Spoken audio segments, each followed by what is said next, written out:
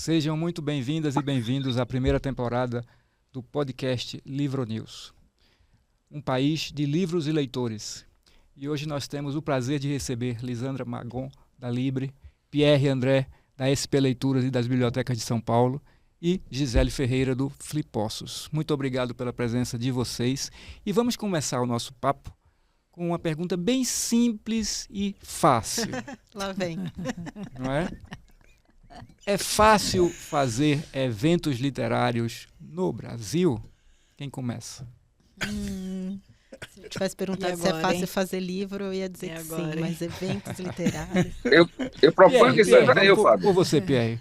Falando aí dos eventos das bibliotecas, que também tem um papel fundamental para esse universo do movimento literário. Bom, a pergunta é extremamente ampla, né? E tudo depende um pouco do que nós estamos falando, estamos chamando de evento literário, né? Sim.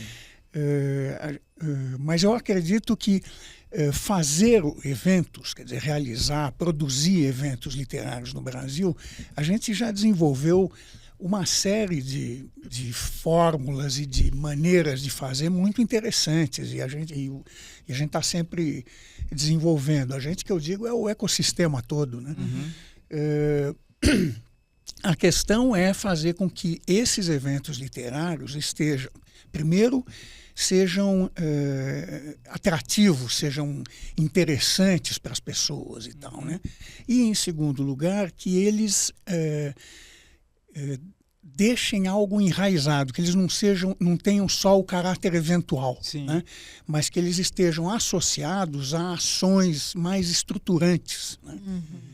No sentido da formação leitora ou da sustentação leitora, e por aí vai, né? Como a gente está no mundo da biblioteca, claro, a gente está muito ligado à questão da leitura, né? Mas a gente também está ligado a outras manifestações, inclusive o oral, né? Está dentro do âmbito da biblioteca, literatura oral e tal, né? Então isso vale muito para isso. E uma das maneiras que a gente tem visto é essa necessidade constante de ir incorporando no fazer dos eventos e mesmo dos serviços e das atividades estruturantes, né, o público. Né? Eu quero dizer assim, eu sei que existe um certo preconceito contra a palavra público, né? Então eu queria distinguir desde já que uma coisa é o público no sentido do espectador, né? No sentido passivo, né? Que essa palavra tem sido muito utilizada nessa acepção, né? E quando eu me refiro ao público, eu me refiro ao público, a pessoa que está na esfera pública. Esse é o público. Tá? O público não é necessariamente passivo, né? E, aliás, preferível que não seja. Tá bom. Pierre, eu queria passar a bola agora para o nosso convidado especial, que não está conosco no estúdio, Rogério Robalinho. Também seja muito bem-vindo diretamente do Recife. Vai falar para a gente um pouco agora, eu queria já passar a bola para você, Rogério, das facilidades de fazer a Bienal do Livro de Pernambuco. Obrigado, Rogério. Obrigado, é um prazer estar com você aqui, Fábio, na companhia ilustre aí da Lisandra, do Pierre André e da Gisele. Eu gostaria de iniciar a minha fala com a afirmação de que, para fazer os eventos literários acontecerem e ganharem dimensão no Brasil, há de se ter um compromisso muito grande com uma inconformidade da realidade.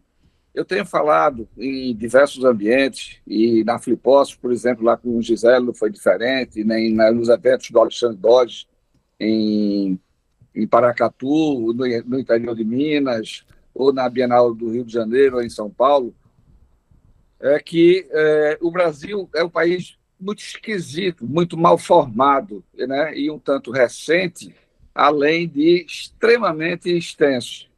Né? E dentro dessa percepção, o processo histórico determinou e que somente um ponto do país desenvolvesse essa simpatia, né, e esse interesse aí pelo ambiente literário, né, notoriamente aí no Sudeste, Rio de Janeiro, São Paulo e posteriormente aí no sul do país.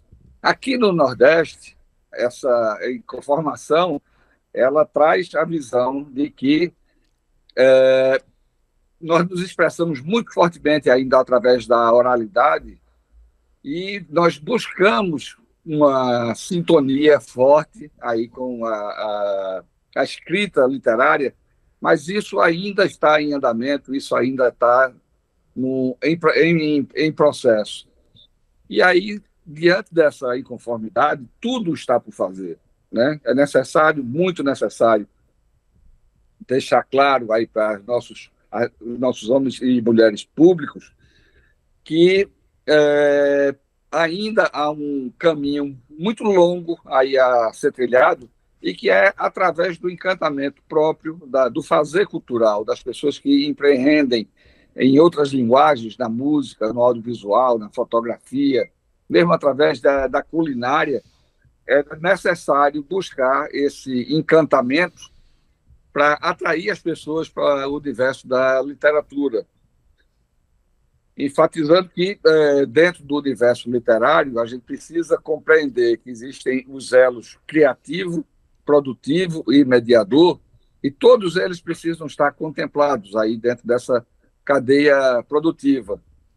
Então, acho que é um momento muito disruptivo que o Brasil está vivendo, onde todos nós, fazedores de cultura, temos responsabilidades grandes e desafios ainda muito consistentes pela frente, mas é nessa sintonia que a Livro News está estabelecendo, chamando todos esses fazedores de cultura dos 3 elos da cadeia que compõem aí o universo da economia do livro, para dialogarem e ver de que forma possam se ajudar e trazer uma contribuição mais efetiva e mais rápida para o desenvolvimento do setor. É nisso que a gente acredita. As dificuldades ainda são muito grandes, mas na identificação dessas parcerias a gente tem condição de avançar mais rapidamente. É isso aí, Rogério, muito obrigado. Eu queria enfatizar também agora um ponto que é o seguinte: nós temos aqui 4 pessoas representantes de eventos de portes diferentes. Você tem uma Bienal do Livro, você tem Pierre, que faz os eventos de menor porte nas bibliotecas, você tem o Flipossos e você tem aqui também os eventos da Libre, Lisandra. Eu queria saber de você um pouquinho também como é que você vê essa viabilização dos eventos literários no país. Obrigado também pela sua participação. Obrigada, eu que agradeço de estar aqui com vocês. Eu acho que eu posso falar de 2 lugares. Eu acho que eu posso falar da Primavera do Livro, sim, que é o evento que a Libre, sim, a Liga Brasileira de Editores, realiza há mais de 20 anos no Rio, sim, que foi justamente a partir dessa mobilização dos editores de lá, que tinham, de pequenas e médias editoras que tinham muita dificuldade de chegar nas livrarias e que se dispuseram a fazer um evento para tentar fazer esse contato direto com o público, mostrando a bibliodiversidade que essas pequenas e médias editoras trazem, que geralmente lançam tendências, descobrem nichos novos, que levam tempo até que isso chegue nas livrarias e que eventualmente só chegava depois que os autores já eram levados pelas editoras maiores e quando essas tendências se estabeleciam como um mainstream, assim, mas que eu acho que hoje está bem diferente no sentido de que a gente tem uma pluralidade muito grande de editoras no Brasil inteiro. Então, o evento surgiu assim e tem sido feito no Rio de Janeiro em lugares públicos e abertos, no Museu da República, que é uma coisa super alegre lá e tal, e que tem um público cativo. E a gente faz em São Paulo, faz em Minas, por enquanto. Estamos tentando para o ano que vem ter outras itinerâncias aí da primavera para estar em outros lugares. E eu acho que o que a gente tem de peculiar, apesar de hoje tem muitos eventos literários e muitas feiras parecidas, de alguma forma, é trazer um pouco desse bastidor, né? Que acho que a maioria dos eventos literários trabalha muito com a questão da literatura. A gente discute mais, às vezes, os temas e um pouco de não ficção, muito da realidade do Brasil e tal. E a literatura e o fazer do livro, né? Como bastidores mesmo, né? Como a gente tem sempre discussão sobre questões, enfim, profissionais, vamos dizer assim, né? Que acho que também mostrar isso para o público é importante para que desvendar esse ecossistema que ainda é tão elitista de alguma forma no Brasil e mostrar que é um fazer possível, né? E que é uma perspectiva possível profissional para pessoas de todas as regiões do país. A gente trabalha a ideia da bibliodiversidade nisso também, né? De que não só é descobrir novos autores e autoras regionais e diversos etnicamente e racialmente dentro do país, mas também que isso esteja em toda a cadeia de produção do livro, na editora, dentro das equipes das editoras, nas livrarias, como um negócio possível em outros lugares que a gente não acessa, enfim. Mas eu acho que uma coisa legal também de falar é que aqui em São Paulo eu sou conselheira do Plano Municipal do Livro, Leitura, Literatura e Bibliotecas daqui. E a gente tem uma profusão de eventos literários nas periferias, que surgem a partir das bibliotecas públicas, na maioria das vezes. Comunitárias e que é a formação mais raiz, vamos dizer assim, né? No sentido de que são as próprias pessoas, os usuários das bibliotecas, junto com os bibliotecários, que em geral são pessoas altamente preparadas e abnegadas e dedicadas a isso, especialmente aqui na rede pública municipal, que trabalham diretamente com esse público e que inventam esses eventos. Então, tem alguns que já estão chegando, sei lá, na sua 10ª edição, né? E a gente, enfim, tem modelos muito diferentes entre eles e modelos muito criativos, que também entendem muito o seu território, né? O meu favorito é a Feliz, que é uma feira da Zona Sul, no Campo Limpo, que surgiu a partir do Sarau do Binho, que é um sarau, que é um evento que já tinha essa coisa popular, no sentido de pessoas que chegam e cada um vai lá, lê poema do outro, ou lê o próprio poema, e dá risada, e se encontra, e tem isso como um ponto de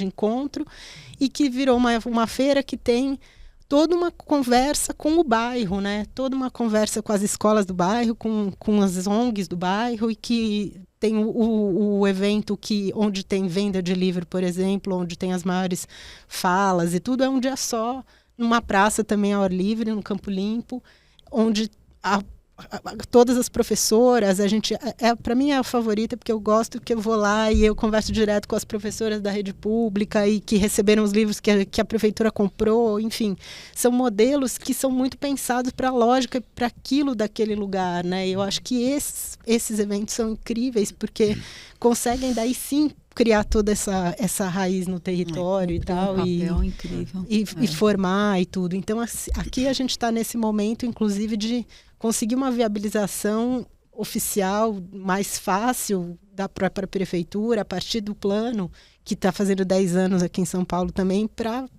transformar isso num padrão, quer dizer, criar uma política pública também que incentive isso, né? E aí isso pode servir também de modelo para outros lugares. Esse é um desafio, eu acho que de todos os eventos que vão se consolidando, inclusive Robalinho também pode contar essa história lá de Pernambuco, como a Bienal também tem esse esforço, né, Rogério, de ser feita com esse olhar de continuidade do poder público, sendo valorizado um evento que tem também um caráter formador. Mas eu queria passar a bola para a Gisele, pegando um ponto que você falou, Lisandra, sobre a quantidade de eventos que a gente tem no país, que aparentemente é um número que vem crescendo realmente, sim. É um número considerável, mas para o tamanho do Brasil, a gente tem alguns eventos âncora, como, por exemplo, o Flipossos, que vai completar 20 anos. 20 anos agora em 2025. No ano que vem, né, Gisele? E você também tem uma história bonita para contar, não apenas da facilidade que a gente sabe que é muito tranquila fazer um evento desse porte, mas também da influência que o Flipossos tem no local, na cidade e na região. Então, hoje já é um evento dentro da agenda não apenas cultural, mas também turística do município e de toda a região ali do sul de Minas. Eu queria que você falasse um pouquinho disso. Não, excelente a sua abordagem, assim, também. Quero agradecer primeiro, né, pela oportunidade. Fabinho sempre carinhoso com a gente, muito atencioso, dando essa oportunidade da gente poder dialogar e trazer um pouquinho da nossa realidade, né? Mas o que ocorre, Fábio, a gente já participou outras vezes, a gente, né, nós fazemos parte de um mesmo mercado, de um mesmo universo, né? E essas nossas discussões são recorrentes, né? São recorrentes há anos. Né? Então, eu vejo o que acontece. Se a gente não tiver políticas públicas direcionadas, específicas e que realmente possam estar do nosso lado, trabalhando a nosso favor, é muito complicado, porque todos os anos é a mesma luta. Né? Então, a gente... pega a Lisandra falando, o próprio Pierre, né, o Robalinho. Mesmo, né? Vai até o fim levando a pedra, depois volta para pegar outra pedra. Então, todos os anos essa luta, essa briga, a questão de captação, são as leis de incentivo, que ora ajuda, ora atrapalha, ora ela favorece, ora aí some. vem outra, ora some, aí vem normativas, e aí você muda. Quer dizer, são mudanças que acontecem assim constantemente dentro desse universo, né? Eu costumo dizer que para nós que trabalhamos nesse mundo da literatura, nesse ecossistema, a primeira coisa que a gente tem que ter é muito amor. É muito amor, é muita dedicação, né? É muita crença de que o que nós estamos fazendo pode, de alguma maneira, transformar um pouco do nosso universo, do entorno que a gente atua. Né? Apesar de toda essa profusão, como você colocou, né, de festivais acontecendo aí, a gente tem visto pipocando em vários locais, mesmo assim, a gente ainda continua sendo um país de poucos leitores. Isso, exatamente. Né? Então, existe um contrassenso nisso, né? Porque existe uma oferta muito grande, né? E os autores, né? E esse mundo da literatura e os próprios escritos crescendo a cada vez mais, muitos novos autores surgindo, muitas áreas, muitas editoras, né? Pequenas editoras vindo. Quer dizer, existe todo um movimento, uma ebulição muito grande, mas, por um outro lado, nós ainda estamos lutando demais para transformar o país num país de leitores. Agora, o que é que acontece? Onde que está faltando? Onde é o gap que está acontecendo? Né? Eu acho que muito tem a ver com essa falta de políticas públicas mesmo, de realmente fazer isso valer mesmo na prática, visão de longo prazo, valer na prática realmente, que tem que existir em todas as camadas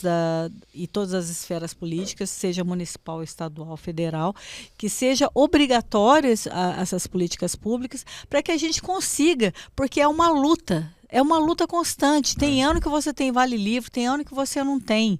Tem ano que você briga para ter um apoio, tem ano que não tem. Vocês conhecem, o Flipos estiveram lá esse ano, vocês viram a luta que foi para fazer o evento num outro formato, de uma outra forma, falta de apoio da prefeitura, você tendo que pagar várias taxas, você tendo que fazer captação e a captação nunca condiz com a grandeza do evento, enfim. Então, às vezes é um desincentivo, né, Gisele? Não dá para entender. Em vez de ser incentivado, você é desincentivado. Você vê, o próprio município da cidade não apoiou em nada.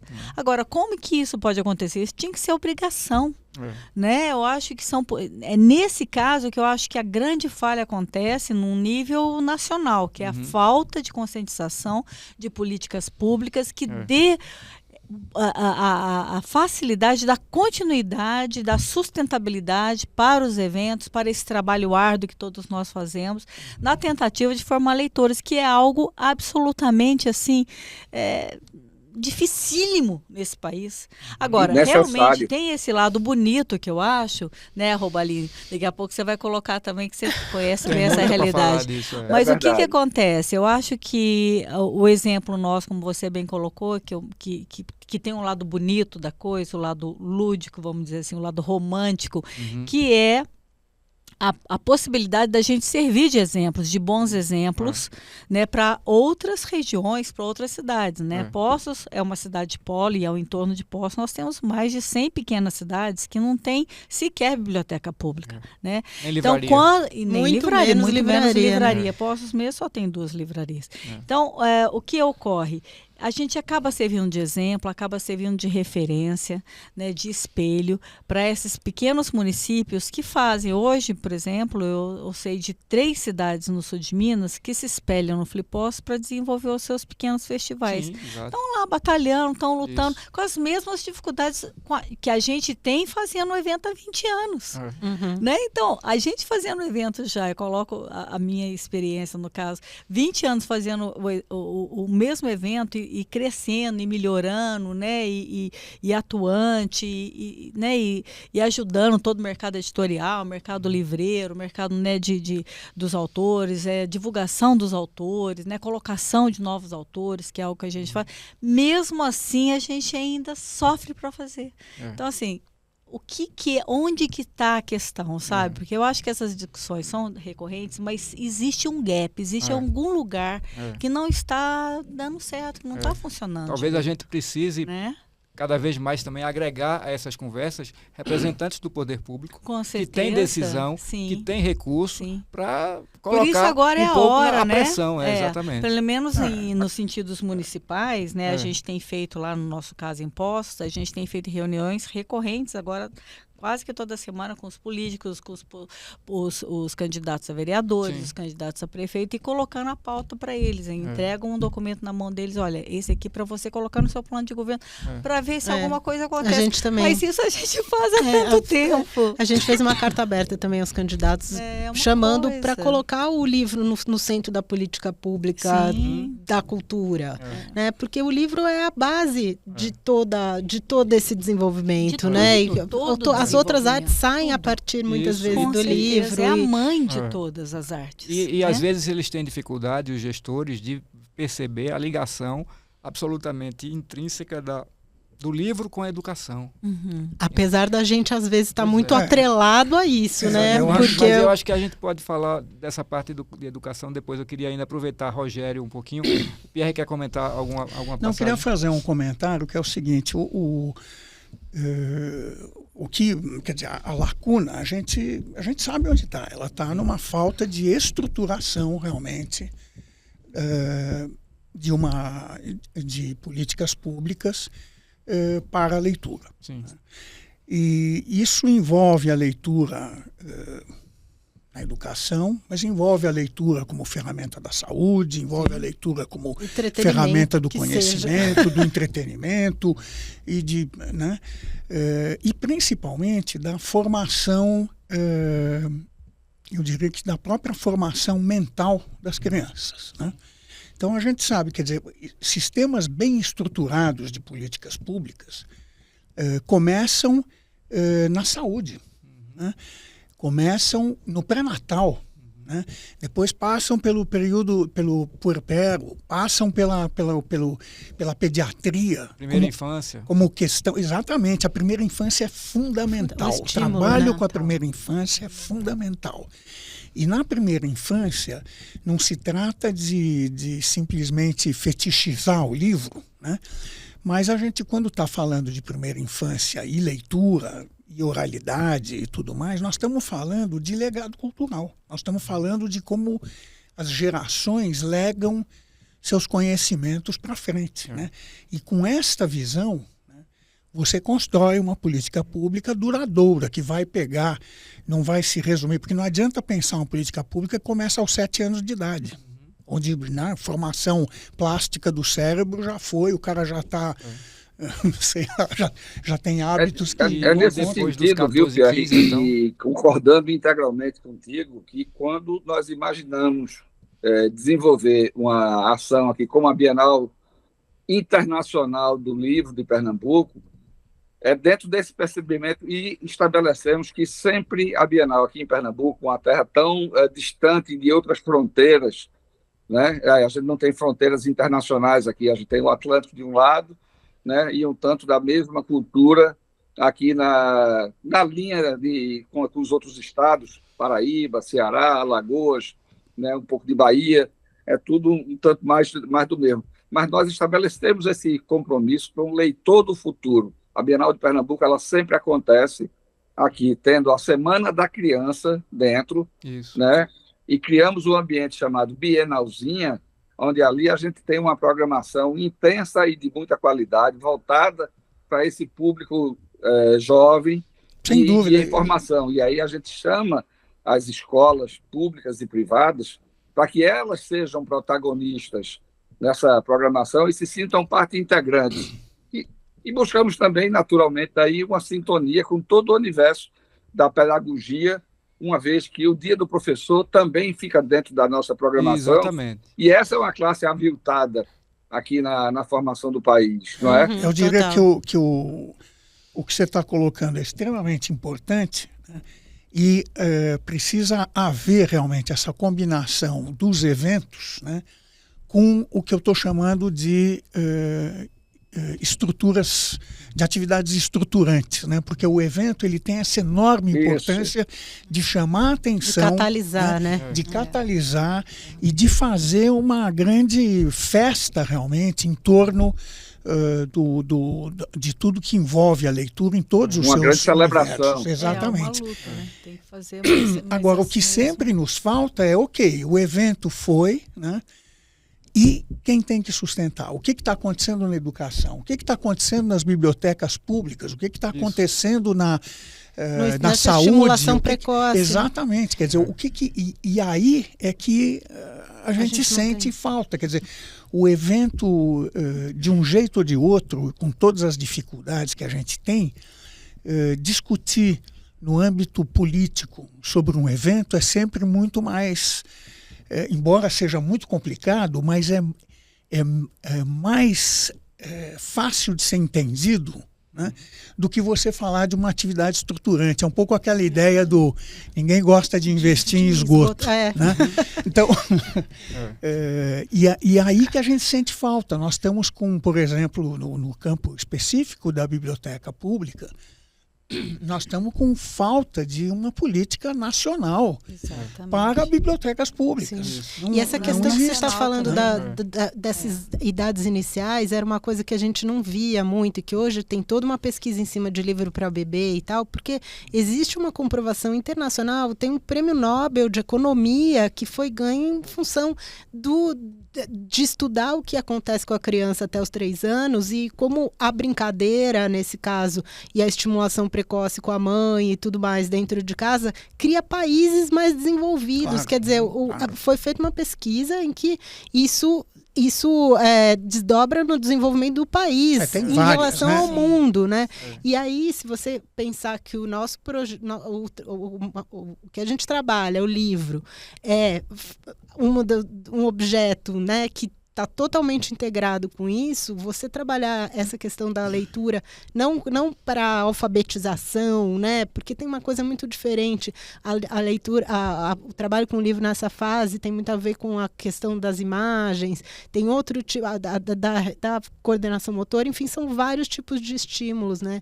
E isso que a gente ainda não viu chegar, porque já tem algumas políticas públicas mais localizadas, pensadas na brincadeira, em coisas do gênero, mas que não envolvem ainda a leitura. E é estruturante da mesma forma, né? Quer dizer, pensar numa coisa que vem desde cedo e que isso seja... Eu falo que a gente briga para o livro ser uma coisa banal, né? Porque a gente ainda tem um livro muito colocado num pedestal, o autor, aquela coisa distante, elitista, como sempre foi, como a cultura sempre foi no país, como sempre foi trabalhado nesse lugar. E para mim o livro tem que ser uma coisa assim, tá embaixo da mesinha, tá jogado no banheiro, pega de qualquer jeito, rabisca, é um amor carnal, assim, pelo livro. Mas, Lisandra, eu concordo contigo, mas eu saliento que nesse país tão estranho que é o nosso, uma quantidade gigante de pessoas não tiveram direito a escrever suas histórias. Nem escrever, nem ter acesso a ler as outras. Nem ter acesso à literatura. Isso não pode ser normalizado. Não, de jeito nenhum. Não, não mesmo.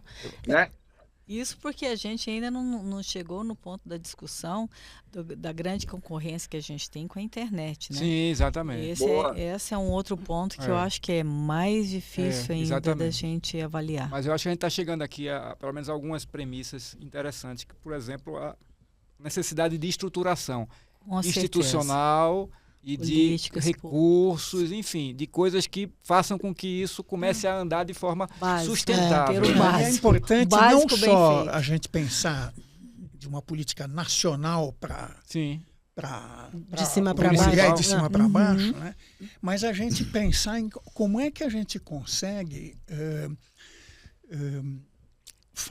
mostrar aos gestores dos municípios, né, o quanto leitura, bibliotecas, livrarias e tal contribuem para o desenvolvimento do município. O desenvolvimento, eu estou falando, desenvolvimento social, desenvolvimento educacional, desenvolvimento econômico, por que não? Né? Claro, quer dizer, sim. em todos os sentidos. Sim, né? Perfeito, porque na hora que o Guilherme. prefeito entende isto, né, e entende que, puxa, se eu fizer a conta do investimento que eu tenho que fazer para isso e do resultado que eu construo a longo prazo, porque nada é a curto prazo. Claro. Para o município e as comunidades do município, ele vai perceber que ele está lidando com um instrumento de política pública de custo relativamente baixo, né? E de muita efetividade, porque você, através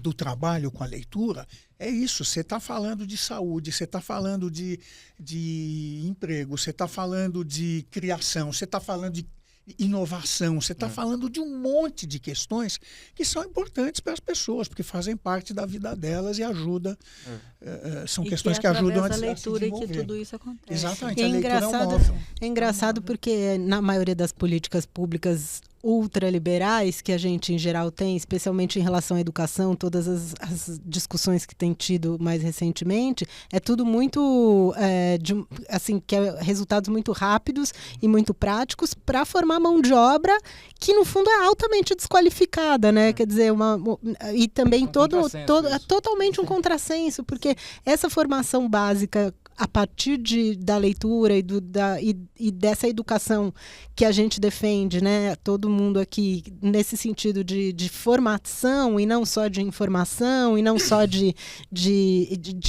um recebimento passivo e sem crítica das informações e tal, é o que forma realmente uma sociedade que vai fazer a diferença em termos de desenvolvimento depois. Mas tudo que a gente ouve, né, em termos de discussões em relação à educação, temos que colocar a tecnologia e não sei o que. Das políticas públicas. Eu acho que a questão da tecnologia, ela de fato tem que ser abordada. Claro. Agora, de fato, mas quer não dizer, como a gente não, quer dizer, eu acho que a gente discutir os meios antes de discutir os propósitos e ter uma estrutura não faz muito sentido, né? Quer dizer, acho que agora, meus amigos, como lidar com tudo isso se no Brasil, daqui para trás, a ignorância sempre foi um projeto de Estado? Sim, claro. Não é? Esse é o nosso grande desafio. Agora, utilizar a internet de uma forma revolucionária. E essa revolução ela precisa vir através do encantamento. Pois do humanismo. Ô Robalinho, agora, para fazer esse encantamento acontecer, a Bienal do Livro de Pernambuco, ela acontece a cada 2 anos, há mais de 20 anos. E aí eu tenho uma pergunta muito simples também para você. Fazer um evento desse porte, que já se destaca e se destacou já durante vários anos como um dos maiores do país, inclusive do ponto de vista de importância regional. Fazer isso a cada 2 anos é mais fácil ou mais difícil? Muito mais difícil, Fábio. Quando um avião ele tem um plano de voo, quando ele mais gasta energia, é para decolar e para aterrissar. Então, é por isso que a gente tem tanta dificuldade, porque há um gap de tempo muito, muito grande, 24 meses separa uma iniciativa da outra.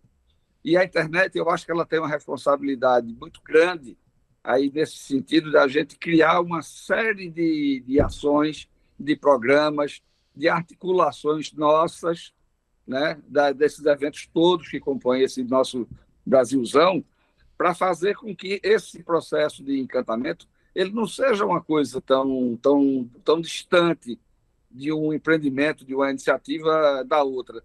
Isso precisa estar colocado como uma espécie de portal, como uma espécie de site na internet, para que a gente povoe o tempo, né, com as inúmeras ações e gerando diálogos permanentes da sociedade civil com o poder público, mostrando aí as necessidades e revelando também que essas ações elas estão acontecendo de uma forma espontânea e com um esforço gigante. É muito difícil fazer a ação acontecer, uma vez que no processo democrático também os grupos com quem a gente tem interlocução, eles são sempre mutantes, eles estão sempre passando. A gente pode ter uma melhor compreensão num determinado momento, isso pode ser absolutamente difícil no momento seguinte, né? O que não é razoável.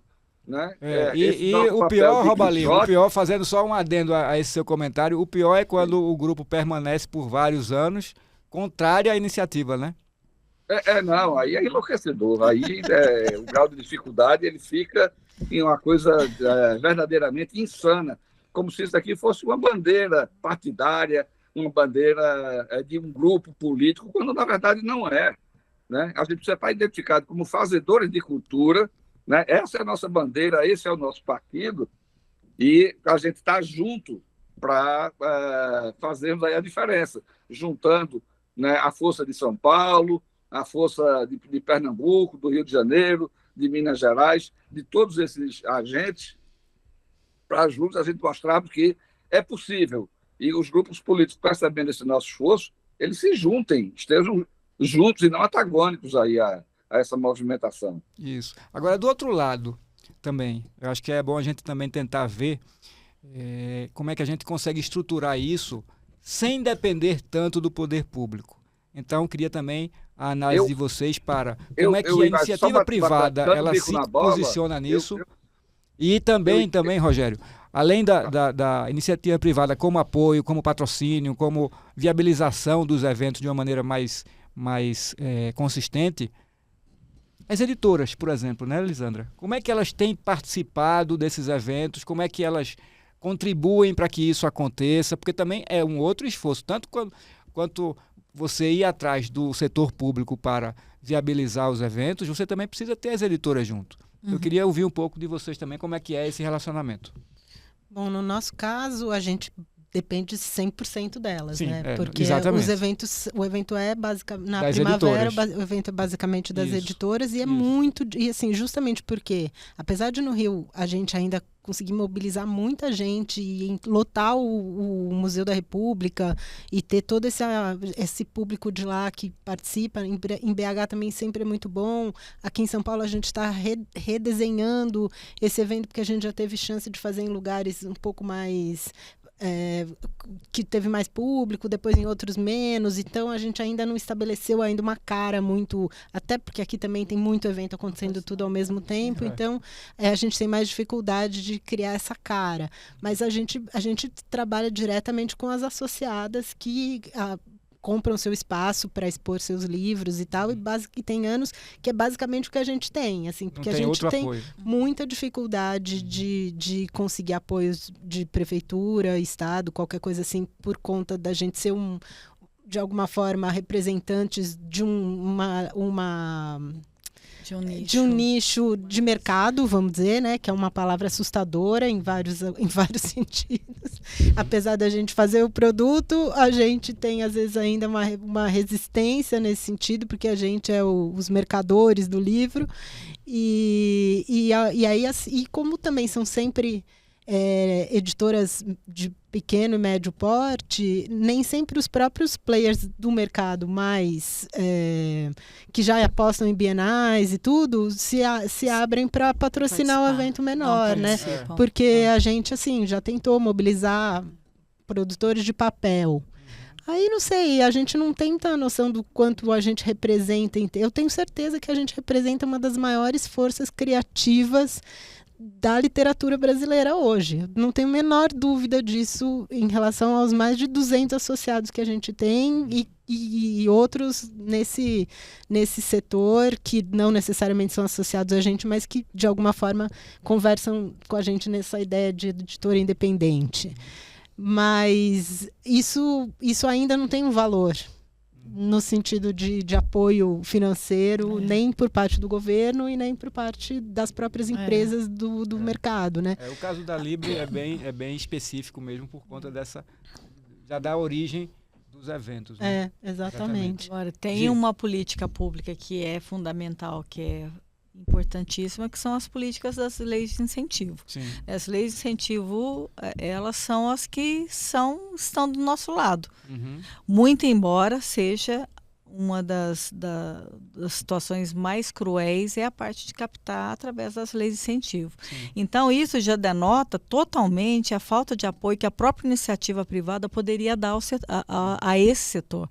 Porque com leis de incentivo que facilita um investimento, que facilita, né, a renúncia fiscal, que a pessoa possa investir esse recurso num projeto, num festival literário, num projeto de leitura, que poderia ser feito, já não faz, porque eles muitas empresas desconhecem e não querem entrar nesse apoios através de leis de incentivos, que dirá através de iniciativa própria. Então, assim, quando você pergunta como que a gente pode sair e fazer as coisas sem depender do poder público, eu te falo, é uma encruzilhada que nós vivemos há muitos anos, todos nós, né, desse mercado, não só o mercado do livro, mas eu acho que a área da cultura de um modo geral, porque nós estamos sempre nessa dúvida, né? Sempre passando por essas dificuldades, porque você tem a lei de incentivo, você tem a aprovação da lei de incentivo, mas você não consegue captar, você não consegue viabilizar, as empresas dificultam, os contadores dificultam, ninguém conhece a lei a fundo, muitas empresas desconhecem, acham que a lei de incentivo é picaretagem, é roubo, está levando dinheiro público. Quer dizer, então, assim, nós temos uma série de fatores que dificultam muito a realização. Quando eu volto a falar que a gente faz porque a gente tem muito amor, é porque é mesmo, porque se a gente for olhar todos os segmentos, todas as dificuldades que a gente enfrenta no dia a dia para fazer, que são inúmeros, é muito complicado. E aí a gente acaba voltando nessa retórica. Como fazer?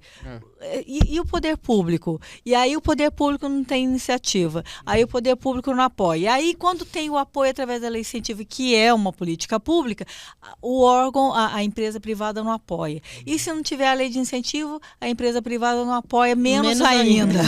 Então, cara, sabe, a gente fica eternamente nesse jogo, nessa luta, né? Antes é uma luta. Eu me lembrei, Rogério, você deve lembrar também, na última edição da Bienal de Pernambuco, nós tivemos a participação lá, aí no Recife, de uma representante do SNEL, não foi?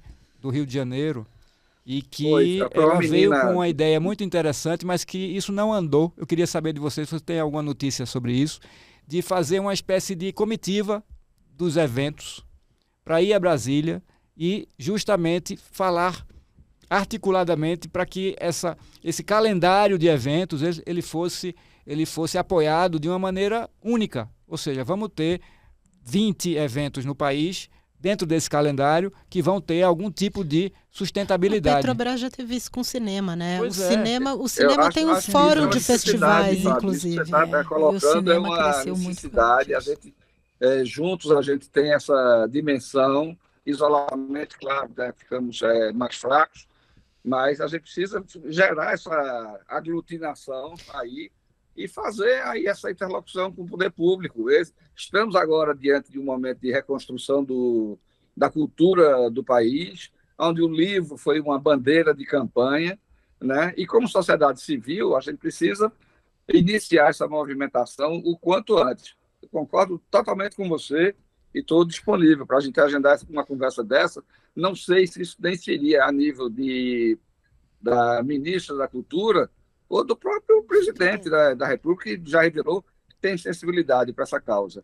Eu acho que a gente também, como evento, talvez pudesse começar a se articular mais e criar um fórum das feiras e festivais literários, né? Que já existe no cinema. Sim, o cinema tem um fórum de festivais que reúne todos os eventos do Brasil e que se reúnem periodicamente para conversar sobre suas dificuldades, para destrinchar junto essas dificuldades das leis de incentivo e de formatos e de como é que... Porque os festivais de cinema, por exemplo, são o celeiro, né, da formação também, aonde passam os curtas-metragens. Né? E aí eles têm uma instituição que reúne. E acho que isso é uma coisa que a gente ainda não fez como na área literária. E veja que o audiovisual tem um poder político de captação muito maior do que o da literatura e do mercado editorial, né? Se você for comparar...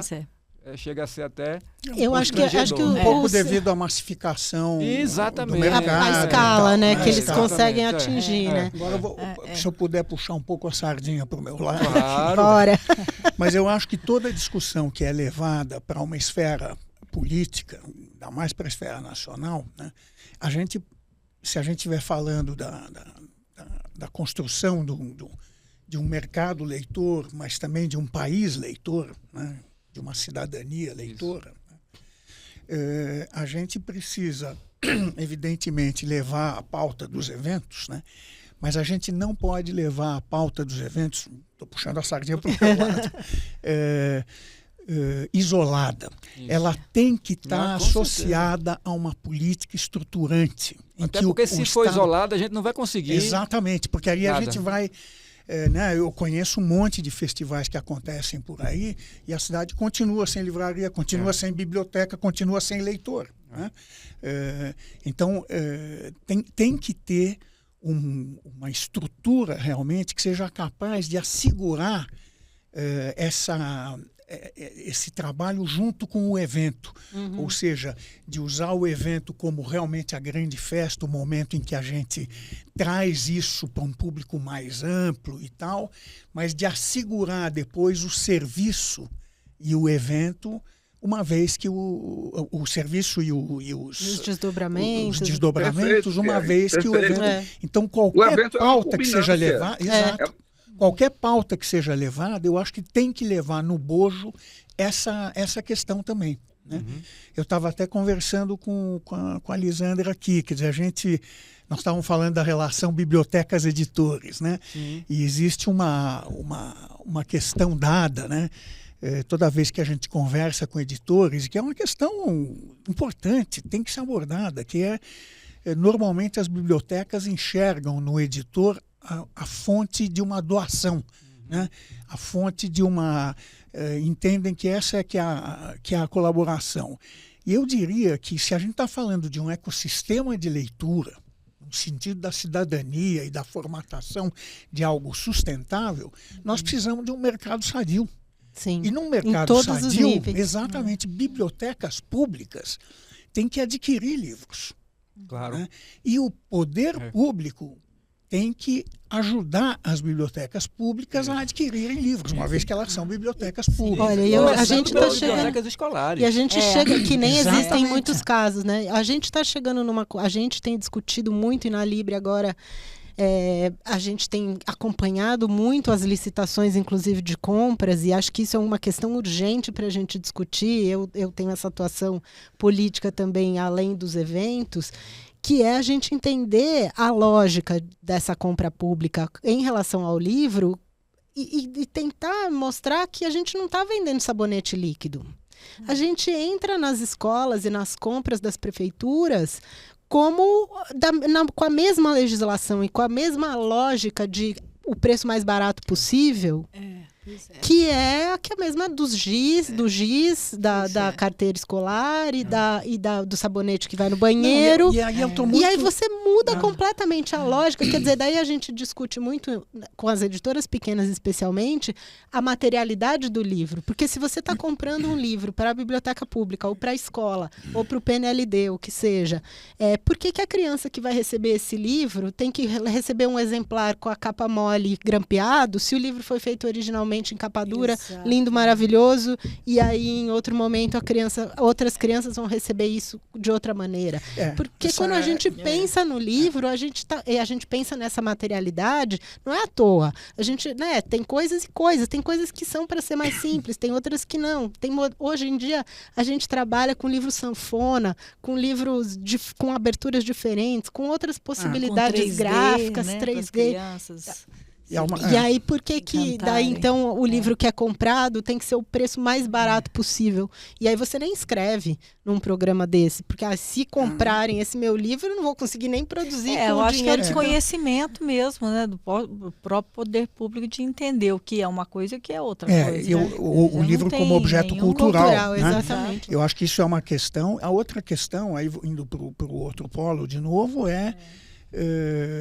eu acho que é do conhecimento de todos, que é a enorme maioria das bibliotecas públicas no Brasil não tem orçamento. Exato. Não tem, e muito menos orçamento de aquisição. Né? Existe uma ideia meio disseminada, malditamente, de que biblioteca tem que viver de doação. E doação no Brasil a gente sabe como funciona. É o que eu não quero, né? Que não quer. Já começa daí.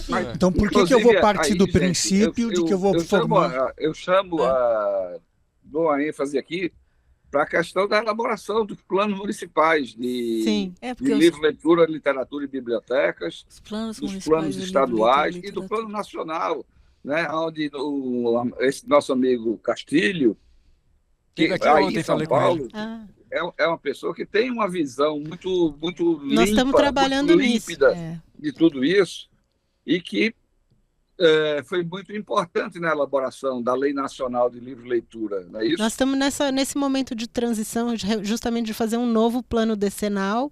As instituições estão participando e essa... É muito importante.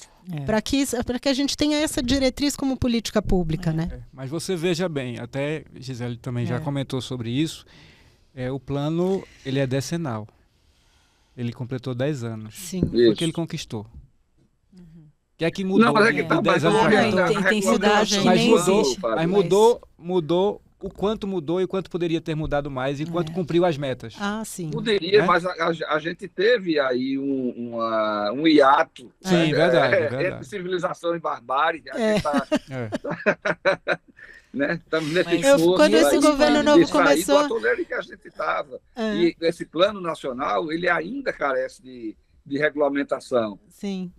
Quando a gente entrou nesse governo, a primeira coisa que eu falei, pelo menos agora a gente recuperou o domínio cultura.gov.br, porque até outro dia a gente estava recebendo e-mail turismo.gov.br. E se pode reclamar com mais propriedade, né? Nossa Senhora. Também.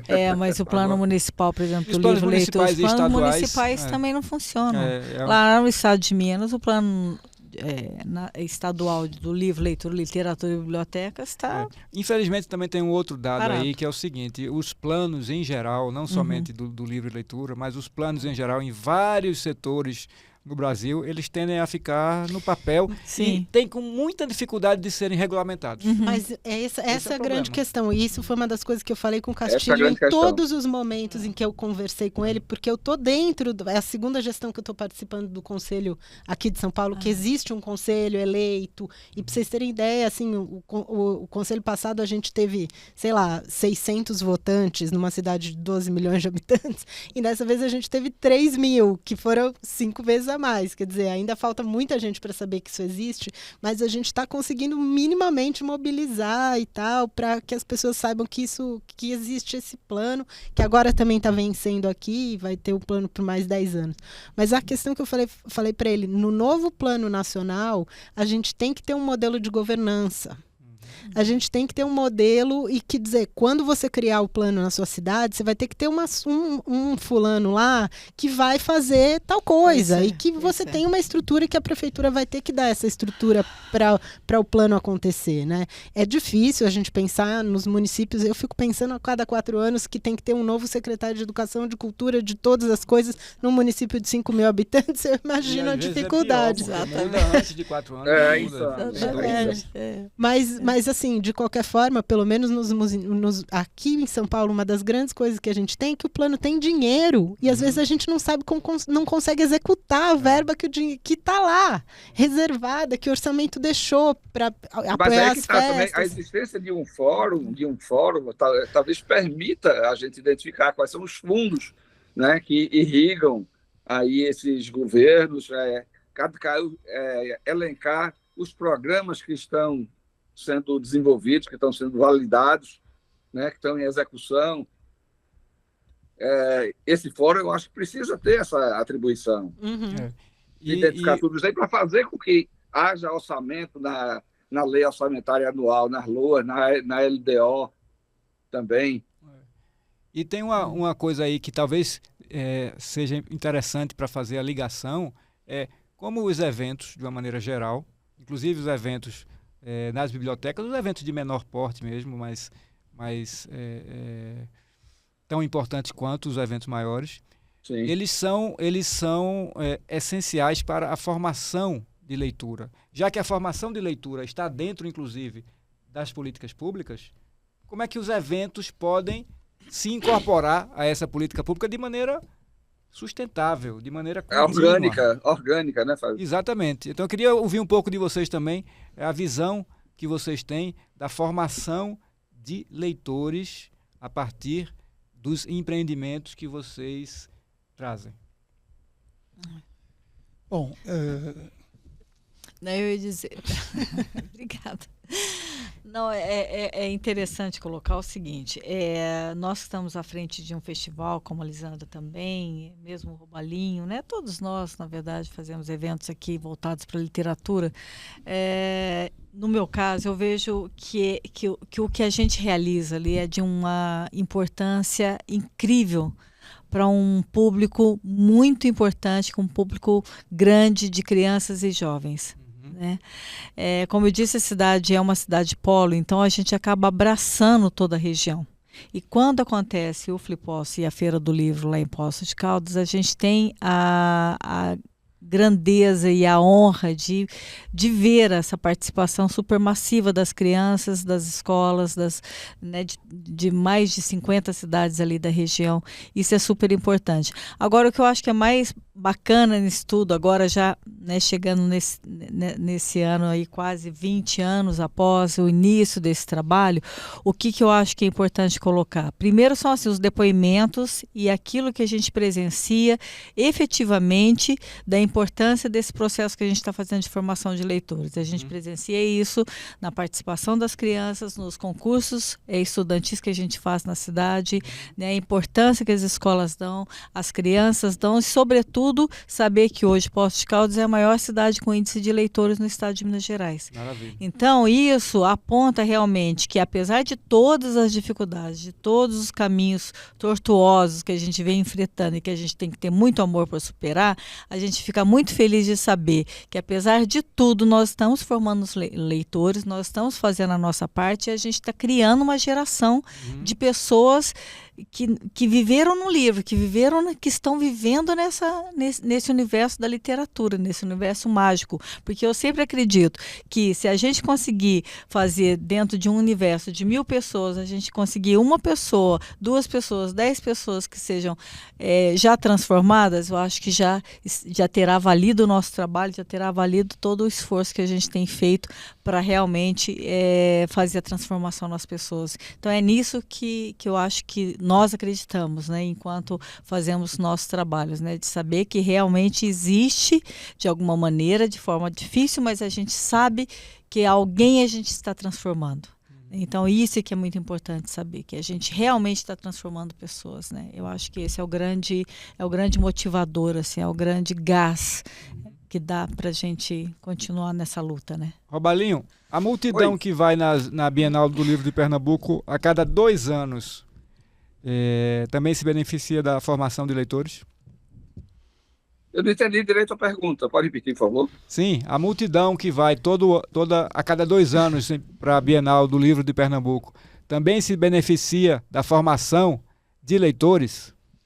Claro. Como já foi falado aqui no início, a gente acredita muito nessa palavra, na força da palavra encantamento. né? Então, como somos produtores culturais aqui, a gente tem essas ferramentas para fazer um alcance, né, nessa transmissão de saberes, que é possível na medida em que a Bienal ela é compreendida como uma festa, né? Mas essa é uma festa de conteúdos, é uma festa de celebração dos conteudistas, das pessoas que pensam, que formulam, que têm um senso crítico da realidade, e tudo isso que vem através da leitura. A gente entende que, pelo fato de trabalhar nesse universo da cultura, é que traz essa gana, essa vontade de fazer as coisas acontecer, e que isso precisa estar traduzido na comunicação, para que isso não seja uma coisa cartesiana, não seja uma coisa enfadonha, sabe, Fábio? Precisa ser sempre uma coisa envolvente, sedutora, e que traduza a riqueza das possibilidades que estão incutidas no livro. E a primavera dos leitores? Olha, lá no Rio, assim, a gente sempre recebe muita criança, e lá principalmente tem uma parceria mais forte, muitas vezes com a Prefeitura do Rio, às vezes tem, às vezes não, mas e que leva crianças e tal. Essa troca é fundamental, né? E aí essas crianças também estarem vendo esses livros diretamente da mão de quem está fazendo, muitas vezes com autores completamente, que não são os autores, claro, tem toda a sedução dos autores famosos, que a gente vê nas bienais, nas filas. Isso. E tudo, mas também mostrar os autores que são mais parecidos com essas próprias crianças. Uhum. As pessoas hoje em dia têm essa coisa de desfazer da ideia de representatividade, e eu acho que ela é uma ideia rasa, sim, mas é uma ideia, mas é o início. Assim, se você não enxerga um universo, se você não se vê nessa possibilidade, né? É o primeiro lugar da identidade. Depois você pode aprofundar, depois você vai discutir as outras coisas, mas se a criança jamais viu um personagem negro, a gente tem um caso, eu estava lançando um livro infantil lá no Rio de Janeiro, e era um autor que tinha acabado de mudar para lá, tinha pouca gente no lançamento e tinha um rapaz negro na livraria. E aí eu comecei a conversar com ele, porque ele estava falando em espanhol, e aí eu também falo espanhol, e aí eu fui perguntar de onde ele era, porque eu achei que ele não fosse brasileiro, e ele falou que era de lá e que estudava letras. Aí eu falei, ele vê nosso livro. E era um personagem negro, que se chama Cadu, que é um menino muito imaginativo e que, enfim, tem toda a história de como ele constrói as histórias e tal, e ele diz para a professora dele que ele quer ser inventor de pessoas. E aí depois você descobre que esse menino virou escritor. E o rapaz começou a ler o livro e começou a chorar, porque aí quando ele terminou, ele falou, vou comprar esse livro para mim, porque eu nunca tive um livro que tivesse um personagem negro na capa, que o protagonista fosse negro. O livro já tem uns anos aí. É de 2017. Mas agora a gente sabe que tem muito mais e que tem um movimento nesse sentido proposital. Mas o rapaz foi lá e falou, eu nunca tinha visto um livro que o protagonista fosse negro e eu nunca tinha tido autorização para ser escritor. Então, assim, desculpa, gente, se alguém quer questionar a questão da representatividade, a gente vai ter que vamos ter que discutir, entendeu? Porque começa, é tão básico, é tão assim, num país desse. A gente pensa que não. Então eu acho que a gente consegue com o nosso evento, com os nossos livros, com as coisas, começar um pouco daí, sabe? Às vezes pegar pela mão no primeiro momento. Você sabe. Agora imagina outras tantas coisas que você nem sabe. Sim. Que acontece de transformação por trás que você nem está sabendo.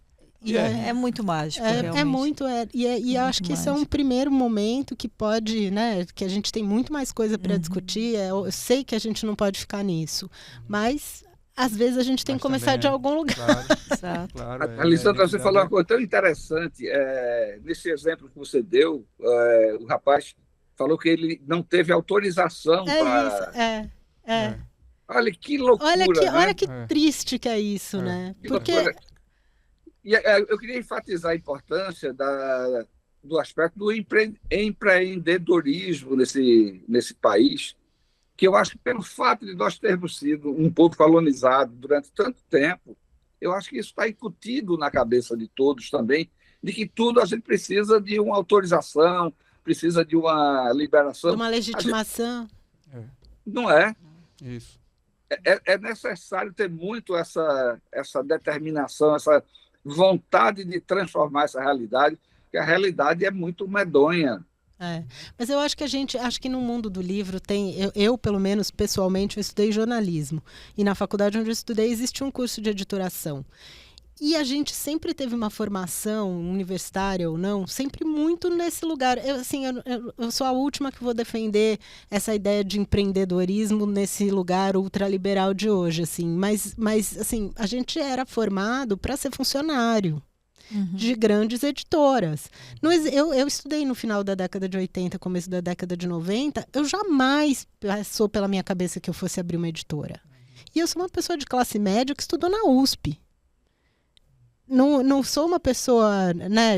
Nasci em São Paulo, eu não sou uma pessoa. Teve uma formação eu tive uma formação, né? muito privilegiada, sabe? Eu sou de uma família que teve muitos professores, que o hábito da leitura existia. Não sou uma pessoa que vim, né, de uma origem. Eu sou privilegiada dentro do nosso universo. Mas abrir uma empresa na área cultural.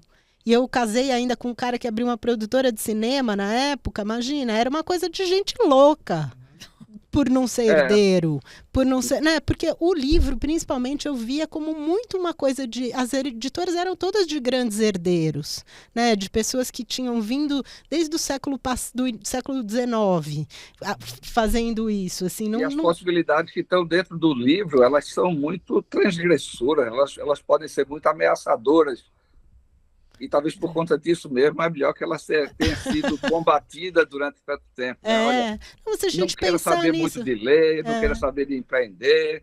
Se a gente pensar, né, no que enquanto a gente não virou Reino Unido com a família real aqui no Brasil, não podia ter livro, não podia ter jornal? Exatamente. Claro, exatamente. Durante quanto tempo? 300 anos. 350 era proibido, é muito tempo. Né? Quer dizer, então, olha o lugar que a gente está trabalhando de transgressão, não né? Não tinha autorização. Não tinha, gente, eu não me sentia autorizada a ter uma editora quando eu tinha 20 anos. Mesmo tendo estudado na USP, onde tem o curso de produção editorial. E mesmo meus colegas também, a maioria das que fez o curso foi ser funcionário. Está né? muito incutido na memória coletiva de que tudo é proibido, não é? A não ser que você seja amigo do rei, que você seja amigo do imperador. Tenha vindo de passar. Todas as facilidades. Essa autorização, eu acho que passa tanto para a leitura, quanto também para a escrita. E eu queria aproveitar e perguntar para o Pierre, porque, inclusive, saber do Pierre algo sobre formação de leitores, eu acho que ele acorda com isso na cabeça todo dia. Né, Pierre? Então, além da formação de leitores, como é que a ação dos eventos também contribui para a formação da escrita, de escritores? A gente tem exemplos disso em todos os eventos. Sim. Quando a gente... Bom, estou falando a partir desse mundo que é o mundo da biblioteca, né? E especificamente da biblioteca pública, mas da biblioteca de acesso público de um modo geral, né? Você tem, porque a biblioteca normalmente ela é muito identificada com o objeto livro, né? No entanto, a biblioteca ela tem como sua principal ferramenta, de fato, a leitura e a literatura, né? Mas ela vai muito além da questão do acesso, né? E ela aborda muitas questões que vão além da simples leitura literária, né? Bibliotecas hoje, bibliotecas contemporâneas, na verdade, são plataformas de conhecimento à disposição das comunidades que servem, né? E vão construindo, vamos dizer, suas ferramentas e os materiais que dispõem para as pessoas poderem fazer seus projetos, seus projetos de estudo, seus projetos de lazer, seus projetos de comunitários, né, etc, etc. Então, você tem hoje uma diversidade enorme de ações de biblioteca, né? Todas elas, de um jeito ou de outro, acabam conversando com a leitura, e acabam... e a gente pensa num sentido muito... talvez freiriano, né, da questão da leitura, que na verdade, é a percepção. Então, quando você está falando de biblioteca, a biblioteca trabalha a leitura literária, trabalha a oralidade, mas também trabalha o que a gente pode muito, a grosso modo, chamar de letramento cultural, né? No sentido de dar acesso a linguagens diferentes, né? De letramento digital, né? Porque alguém tem que fazer isso, né? Nós não podemos deixar que só a Amazon e o Google e não sei mais quem façam isso, né? Alguém mais tem que fazer. Deus dos livros.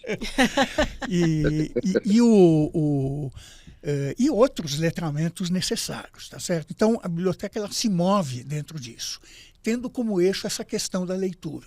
Então, o que acontece? A programação cultural na biblioteca ela tem uma parte muito informal e uma parte mais formal, mas toda ela é concebida, ou a gente defende que seja concebida, né, como um modo de dinamizar, as conexões. As conexões entre as pessoas e os materiais, livro, né, vídeo, sei lá, né, e as conexões entre pessoas. Né? Então, o sentido da programação cultural é muito nesse sentido,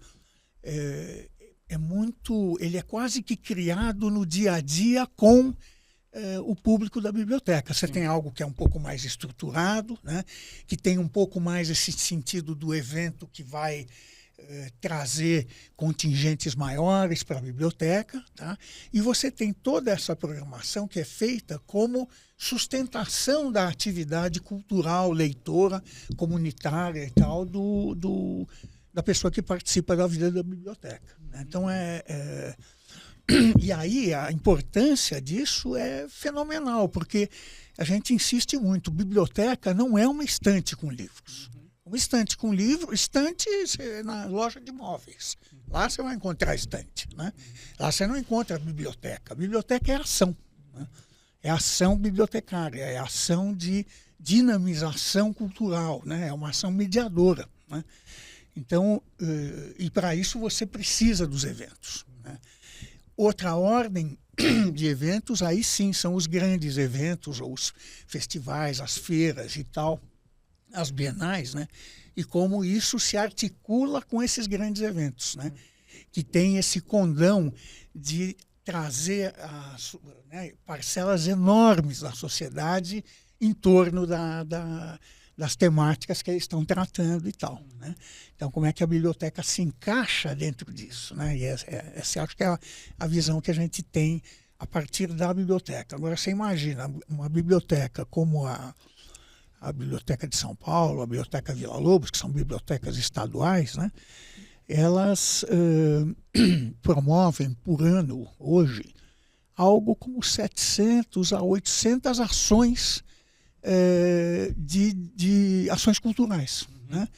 Que vão desde coisas, né? A gente até brinca, a gente fala, você tem o grande evento e a gente é responsável por uma área que chama o MPC, que é um monte de pequenas coisas, né? Porque a gente lida com um monte. Quer dizer, quando a gente fala o público não é uma coisa, o público é um monte de gente, né? Diferente, com interesses diferentes, que articula esses interesses de modo diferente. E a biblioteca tem que estar lá para sustentar esses grupos, né? A gente chama de comunidades de interesse, né? E é para isso que existe uma programação cultural, para fazer essa atividade de sustentação na pesquisa, no desenvolvimento de um projeto pessoal, ou de um projeto de grupo, etc, etc. Né? Gisele, o Flipossos também tem esse caráter de estímulo à escrita, quando a gente lembra do movimento dos escritores de Poços de Caldas e da região para dentro do Flipossos, e também até de uma residência literária internacional. Né? Esqueci de falar dos escritores. É verdade. Isso é super importante, porque eu acho que esse dado vai interessar o senhor também lá de Poços, porque nós somos lá em Poços o maior celeiro de escritores ali da região. Poços é uma cidade que tem essa atmosfera literária desde a formação da cidade, em 1872, nasceram vários autores lá, viveram pessoas importantíssimas, inclusive o professor Antônio Cândido de Melo Souza, é um grande habitué de Poços, viveu muitos anos lá, inclusive a gente vai homenageá-lo no Flippoços no ano que vem. Outras personalidades importantes, como o Olavo Bilac, que adorava Poços de Caldas, o Coelho Neto, e políticos, literatos, artistas, né, de toda uma época que acabou dando esse peso literário, esse peso cultural para Poços de Caldas. E de fato, a gente, acho que também por conta disso, Poços é uma cidade com muitos autores, né? E depois que surgiu o Flippoços, explodiu ainda mais essa quantidade de pequenos autores, novos autores, né? Inclusive os autores infantis, né? A gente hoje tem uma quantidade bem expressiva de autores mirins, né? Que surgiram lá na cidade por conta desse estímulo. Então, muitas vezes o que falta às vezes é estimular, né? Eu acho que o que Pierre colocou é muito importante, no sentido assim, de que são complementações, né? Eu acho que todo um trabalho que a biblioteca faz, esse estofo que a biblioteca tem que ter para dar para esse público, eu acho que se complementa nessas oportunidades desses festivais literários, do contato com o leitor, de contato, né, com o escritor, da possibilidade de fazer oficinas de escrita, de fazer todo esse processo. Então, assim, são atividades complementares e muito importantes, né? Mais uma vez, eu insisto nessa questão das políticas públicas, porque é através das políticas públicas que a gente consegue fazer toda essa complementação mesmo, esses apoios que são apoios fundamentais, né? Um festival sozinho, ele não é nada se não tiver um trabalho de biblioteca, se não tiver um trabalho de política local, se não tiver o trabalho dos professores, das escolas, das universidades, né? Então, assim, são trabalhos que dependem de muitas mãos, de muitas pessoas, né? Nós não podemos enxergar uma coisa isolada, né? Eu acho que são trabalhos complementares. E que todos nós temos que nos ajudar, né? Cada um na sua área, fazendo realmente para que esse todo se transforme numa coisa realmente grandiosa, que é o que precisa para o tamanho da dimensão do nosso Brasil, né? Se eu puder, desculpa, só rapidamente fazer porque eu esqueci de falar justamente da questão da escrita na biblioteca, né? A escrita, claro, é uma dessas ferramentas para os tais dos projetos de grupos pessoais e tal, tá? Então, a escrita é muito importante e a gente enxerga isso de duas óticas, né? Uma ótica é o fato de que você lidar e discutir escrita, né? É uma atividade de formação leitora, em primeiro lugar. Você forma leitores mais aptos, né? Na medida em que você discute o fazer do texto, né? Então, além de ter, vamos dizer, da função instrumental, né, de você ajudar as pessoas a construírem textos, né, tem esse aspecto de que você está fazendo um trabalho que acaba formando melhores leitores também, né? Depois tem uma questão envolvida com a escrita também, que é você dá voz realmente às comunidades lindeiras da biblioteca, né? A biblioteca ela não pode ser só um local de acesso, né? Isso é coisa antiga já, né? A biblioteca tem que ser local de acesso, de discussão, de debate. De identificação, né, Pierre? Exatamente. De identificação e de pertencimento. E né? de criação. Né? Então tem uma função na biblioteca. A gente, por exemplo, tá agora já é o 2º ano que nós estamos fazendo um curso de longa duração de escrita nas bibliotecas, tá? Envolve um público menor, mas dinamiza um público enorme, porque esse pessoal, uma parte da programação é aberta, né? E você vai envolvendo na criação de textos e tal. Esses textos vão sendo discutidos por grupos maiores, né? Então você acaba criando todo um impulso a partir da discussão da escrita, né? Então eu acho que tem essa importância, né? Isso que é uma ferramenta realmente para o cidadão, né? Para começo de conversa, né?